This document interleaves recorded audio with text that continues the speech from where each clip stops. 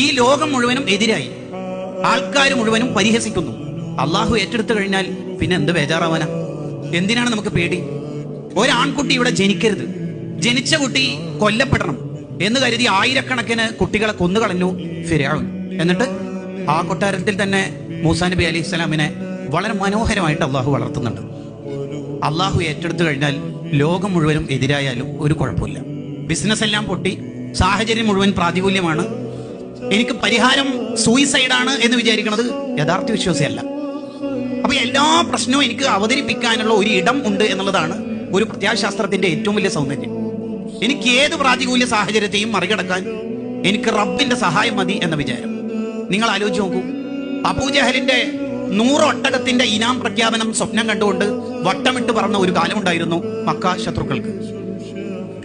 നബി സല്ലല്ലാഹു അലൈഹി വസല്ലം തങ്ങളെയും കൂടെയുള്ള സിദ്ദീഖ് റളിയല്ലാഹു അൻഹുവിനെയും അള്ളാഹു സംരക്ഷിച്ചത് എങ്ങനെയാണ്?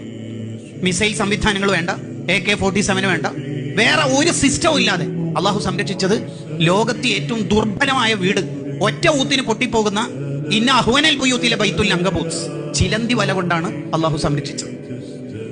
എന്നിട്ട് അതിനെ വളരെ മനോഹരമായിട്ട് ഇമാം ബുസൂരി ആവിഷ്കരിക്കുന്നുണ്ട്. കോട്ടകൾ വേണ്ട, പ്രതിരോധ മിസൈലുകൾ വേണ്ട, ഒരു ഡിഫൻസും വേണ്ട, അള്ളാഹുവിനെ സംരക്ഷിക്കാൻ ഒരു ചിലന്തി